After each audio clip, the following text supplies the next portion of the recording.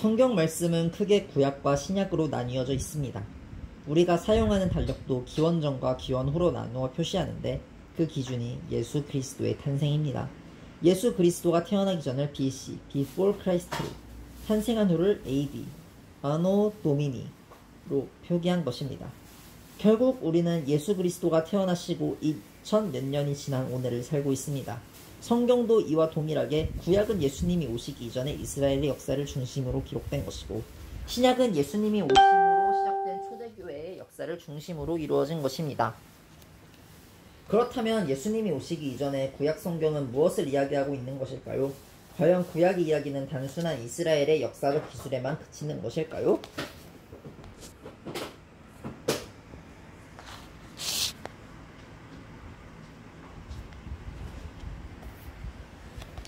이제부터 아주 객관적이고 간략하지만 구약의 이야기를 역사적으로 훑어보면서 성경에 대한 이해와 이를 통한 하나님의 일하심을 알아보도록 하겠습니다. 천지 창조, 에덴 동산, 가인과 아벨, 셋, 노아의 방주, 바벨탑, 아브라함, 이삭과 야곱, 요셉, 애굽 이주, 모세, 홍해, 십계명, 가데스 바네아, 다시 광야로, 모압 평지, 여호수아, 사사기, 사무엘, 사울, 다윗, 솔로몬 통일왕정, 북이스라엘 여로보암, 남유다의 르호보암, 왕들, 북이스라엘 BC 721년 아수르에게 멸망, 남유다 BC 587년 바벨론의 멸망, 포로시대, 귀환, 침묵기, 예수 그리스도의 탄생.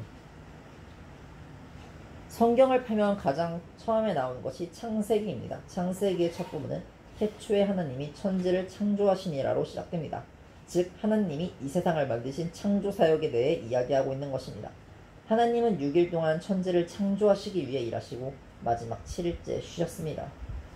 이를 지켜 안식일이라 했는데 현재 우리가 쉬는 일요일 혹은 크리스천들이 지키는 주일은 이 안식일과는 달리 예수님의 부활을 기념하는 의미로 쉬고 있습니다. 어쨌든 이렇게 6일을 일하고 하루를 쉬는 창조 사역이 성경 초두에 나와 있습니다. 하나님은 에덴 동산을 만드셨고 그 안에서 아담과 하와가 살도록 해주셨습니다. 그러나 불행하게도 아담과 하와는 하나님의 명을 어기고 선악과를 따먹음으로써 죄를 지어 에덴 동산에서 쫓겨나게 됩니다.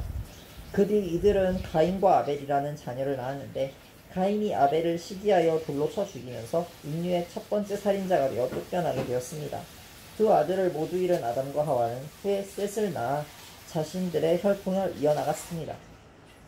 아담이 하나님 앞에 타락하여 범죄한 이후 인간은 지속적으로 자신의 본성대로 죄를 지으며 살았고, 이에 하나님은 타락이 극에 달한 인간을 물로 심판하기로 작정하셨습니다. 그래서 하나님의 명을 받아 노아는 방주를 지었고 물 심판에서 살아남은 그의 가족들을 중심으로 다시 인류가 번성하게 되었습니다. 하나님께서는 물로 심판하신 직후 다시는 인간을 물로 심판하지 않겠다는 약속의 상징으로 무지개를 주셨습니다. 이렇게 창세기 10장까지 이와 같은 노아의 방주 이야기가 나오고 11장에는 바벨탑 사건이 나옵니다. 바벨탑 사건은 하나님 보시기에 좋지 못한 계획이었습니다. 인간들은 탑을 높이 쌓아 인간인 자신의 이름을 높이 드러내고자 했습니다. 하나님은 인간이 세상 가운데 널리 흩어져 번성하기를 원하셨으나 사람들은 하나님의 뜻과는 정반대로 바벨탑을 쌓아 흩어짐을 면하자고 했습니다. 이로 인해 하나님은 하나였던 그들의 언어를 혼잡케 하셨고 그 결과 사람들은 성 쌓기를 그만두고 온 세상으로 흩어지게 되었습니다. 그 다음에 나오는 사람이 매우 중요한 인물 아브라함입니다. 12장에서 시작되는 아브라함은 믿음의 조상이요 처음으로 하나님과 언약을 맺은 인물입니다. 아브라함은 이삭은 야곱을 낳았고 야곱은 12명의 아들을 낳았는데 그 중에 그 유명한 요셉이 있습니다. 요셉은 형들의 시기를 받아 지금의 이집트인 애굽의 노예로 팔려가게 되었습니다. 그곳에서 하나님의 도우심으로 애굽의 총리가 되었는데 마침 가나안 땅에 엄청난 기근이 들어 자신을 팔았던 형들이 애굽의 도움을 청하러 왔다가 요셉을 만나게 됩니다. 그 후 야곱의 일가 70명은 요셉이 있는 애굽으로 넘어와 고센 땅에 정착하여 살게 되었습니다. 그러나 요셉이 죽고 정권이 바뀌면서 이스라엘의 입지는 매우 어려워졌습니다. 이스라엘 사람들은 매우 번성하여 많은 자녀를 낳았고 수가 엄청나게 불어났습니다. 이를 견제하고자 애굽 왕 바로는 이스라엘 민족을 노예로 부리며 매우 고된 일을 시켰고 태어나는 모든 남자아이를 죽이라는 명까지 내리게 되었습니다. 이런 상황 속에서 태어난 사람이 모세입니다. 하나님은 이 모세를 통해 애굽에서 고통받는 이스라엘 백성을 구할 계획을 세우셨습니다.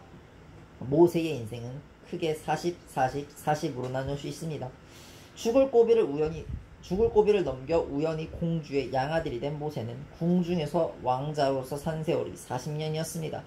그리고 살인자로 쫓겨 미디안 광야에서 과거의 모든 영광을 상실하고 보잘것없는 삶의 연단을 받고 지낸 시간이 40년이었습니다. 마지막으로 지도자로 준비된 모세를 불러 이스라엘을 애굽에서 가나안으로 인도한 지도자로서의 삶이 40년이었습니다. 출애굽 과정은 다음과 같습니다. 수많은 이스라엘 노예를 뺏기고 싶지 않았던 바로는 하나님이 보여주신 10가지 재앙을 겪으면서 하는 수 없이 그들을 보내주었습니다. 그러나 곧바로 후회하고 다시 그들을 추격했으나 홍해를 가르고 모세는 이스라엘 민족을 탈출시키는 데 성공했습니다. 그 뒤 여러 어려움을 겪으며 시내산에 도착합니다. 시내산은 매우 의미 있는 장소인데 그곳에서 모세는 하나님께 십계명과 율법을 받았고 그것을 기점으로 이스라엘은 하나님과 진정한 하나님의 백성으로 계약을 맺게 되었습니다.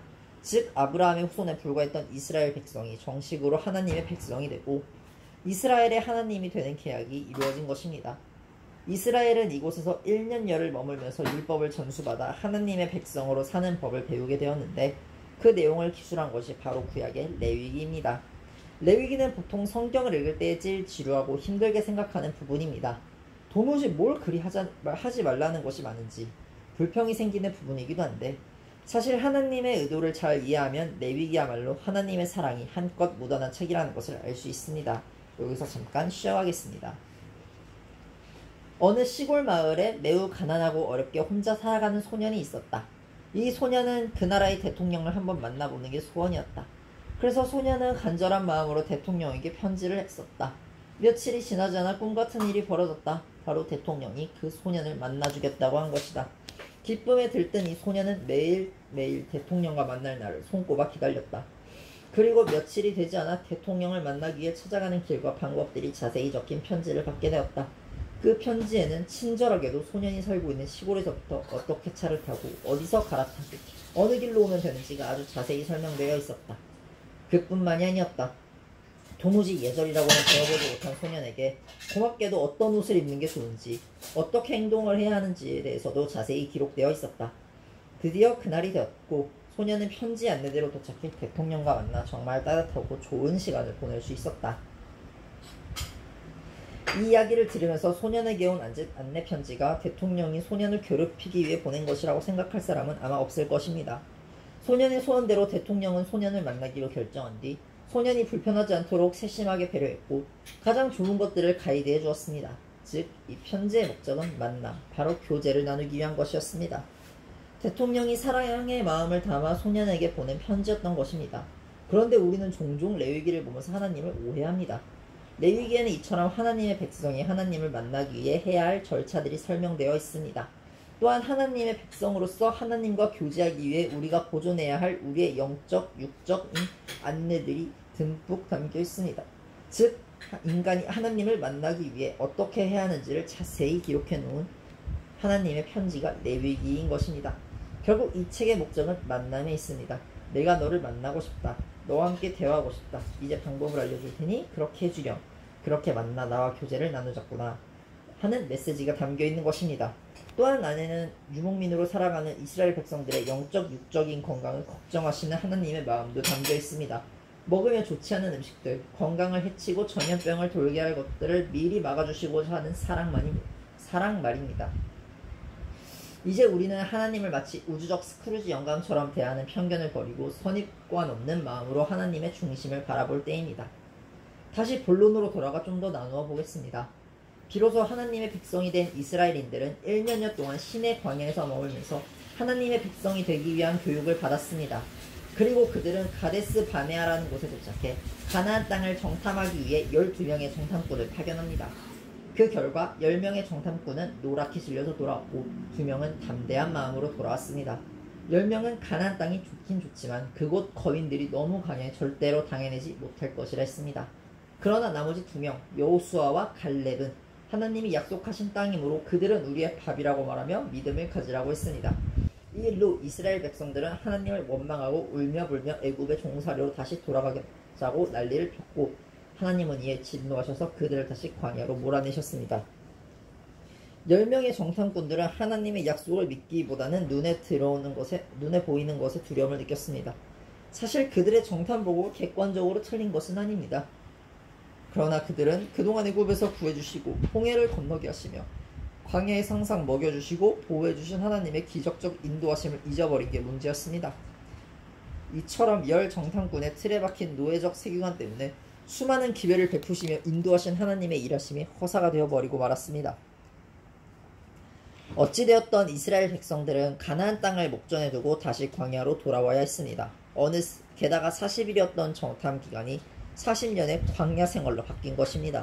이 기간은 단지 40년이 아니라 불순종하며 노예로 다시 돌아가자던 백성들, 여호수아와 갈렙을 제외한 이 모두 죽은 기간이기도 합니다.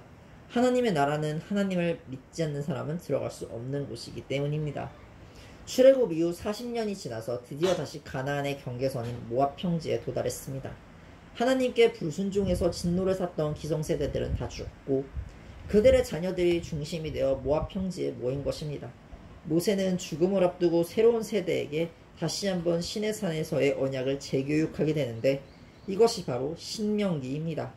여기서는 주로 왜 하나님을 예배해야 되는지와 더불어 율법을 지키는 동기와 그에 대한 보답 등을 설명하고 있습니다. 그리고 마지막 장에는 모세의 죽음이 기록되어 있습니다. 모세가 죽고 그의 리더십을 이어받은 여호수아를 선두로 가나안 땅에 들어간 이스라엘 백성들은 정복 전쟁을 벌이게 되는데 이를 기록한 책이 여호수아서입니다. 참고로 40여 년 전 믿음의 고백을 했던 정탐꾼 2명 중 1명인 여호수아는 이스라엘의 지도자가 되었고 또 1명 갈렙은 거인족들을 물리치고 약속받은 헤브론 땅을 차지한 강한 용사가 되었습니다. 가나안 땅은 12지파에게 나누어졌으나 모두가 갈렙처럼 용맹하게 싸우진 못했습니다.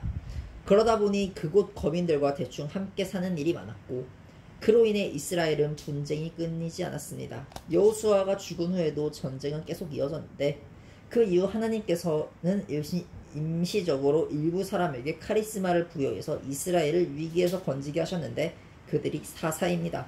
그리고 이 사사들의 이야기가 기록된 책이 바로 사사기입니다. 사사기는 일정한 패턴을 가지고 있습니다. 이스라엘이 평안해지면서 그들은 계속해서 하나님 앞에 죄를 지었고 죄를 지으면 하나님은 보호하심을 거둠으로써 이들에게 깨달음을 주셨습니다. 그러면 이스라엘은 고난 속에서 다시 하나님께 회개하고 돌아왔고 하나님은 사사를 세워 그들을 다시 구원해 주셨습니다.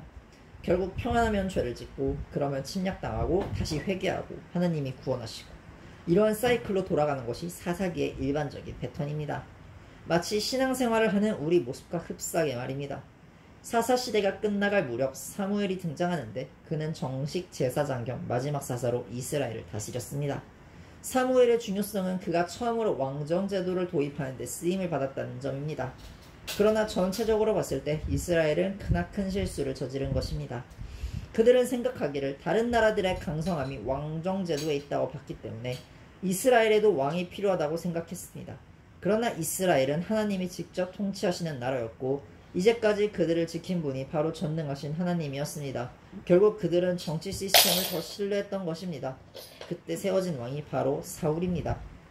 그리하여 이스라엘은 신정 정치에서 왕정 정치로 넘어가게 되었습니다. 사울 왕의 다음에 등극한 왕 다윗의 이야기까지 포함되어 있는 책이 바로 사무엘상 하입니다. 우리가 잘 아는 대로 다윗의 왕권은 솔로몬에게 계승됩니다. 솔로몬은 인간이 가질 수 있는 모든 것을 가진 왕이었습니다. 그의 지혜로 말미암아 부와 권세, 나라의 번성함이 대단했습니다. 그러나 그는 하나님을 모르는 이방 여자들과 결혼함으로 신앙이 변질되어 버렸습니다. 하나님만을 섬겨야 하는 자가 우상을 섬기는 산당을 짓고 하나님 앞에 패역한 짓을 행한 것입니다. 결국 하나님은 진노하셨고 이스라엘을 둘로 나누시겠다고 했는데 솔로몬의 아버지 다윗을 기억하여 솔로몬 당대에는 참으셨습니다. 이렇게 해서 사울, 다윗, 솔로몬까지 통일 왕정 시대고 그 이유는 분열 왕정 시대입니다. 솔로몬의 신하였던 여로보암은 솔로몬에게 반역을 했고 솔로몬의 아들 르호보암은 어리석은 자들의 말을 듣고 따름으로써 결국 하나님이 하신 말씀대로 나라는 둘로 갈라지고 말았습니다. 여로보암은 10개 지파를 중심으로 사마리아를 수도로 한 북이스라엘을, 르호보암은 두 개 지파를 중심으로 예루살렘을 수도로 한 남유다를 다스렸습니다. 이 두 나라는 여러 명의 왕을 지나면서 더욱 하나님 앞에 패역한 죄들을 범하기 시작했습니다. 중간에 종종 선한 왕들이 일어나 하나님께로 돌아가기 위한 종교개혁을 일으키긴 했지만 이스라엘에 기울어가는 구분을 되돌려 놓을 만큼은 되지 못했습니다. 그렇게 해서 BC 721년에 북이스라엘이 아수르에, BC 587년경 남유다가 바벨론에 의해 멸망당하고 맙니다. 이처럼 다윗의 때부터 멸망을 당하기까지 여러 왕들의 이야기를 기록한 것이 열왕기 상하입니다. 또한 이와 거의 비슷한 동일한 시대를 조금 다른 각도로 기록한 것이 역대기 상하입니다. 역대기는 다윗 왕가의 정통성을 중심으로 기록하고 있기 때문에 다윗의 괴보가 나오고 유다의 시각으로 다윗을 부각시키며 기록되고 있는 것이 특징입니다. 이 분열 왕정 이후의 시기에 하나님께서 여러 명의 선지자들을 사용하셔서 두 나라를 향해 하나님께 회개하고 돌아오면 다시 구원하겠다는 메시지를 지속적으로 던지셨습니다. 그 내용들이 구약의 대부분을 차지하고 있는 선지서인데 이 수많은 예언서들을 보아도 하나님께서 얼마나 안타까운 마음으로 하나님의 백성이 돌아오기를 기다리셨는지를 알 수 있습니다. 두 나라는 멸망한 이후 포로로 끌려가고 다시 이스라엘 땅으로 귀환해서 성전을 짓고 성벽을 쌓고 하는 일을 하게 됩니다. 이러한 과정을 지나며 하나님의 백성들은 자신들을 구원할 메시아에 대한 갈망이 크게 달하게 되었고 그 이후 400년이라는 침묵 기간을 지나 그렇게 고대하던 그리스도 예수님이 이 땅에 오시게 되었습니다. 이것이 개괄적인 구약의 이야기, 곧 이스라엘의 여정입니다. 이 여정은 수천 년 동안 계속 이어져 왔습니다. 하나님께는 하나의 갈망이 있었습니다. 그것은 아담의 범죄 이래로 정령 죽을 수밖에 없게 된 인간을 구원하기 위해서 메시아, 즉 예수 그리스도를 탄생시키는 것이었습니다. 도무지 하나님의 뜻을 순순히 알아듣고 따라오지 않는 이스라엘을 향해 안타까운 마음으로 그들을 인도하며 그들의 역사를 지키고 이끌어오신 하나님.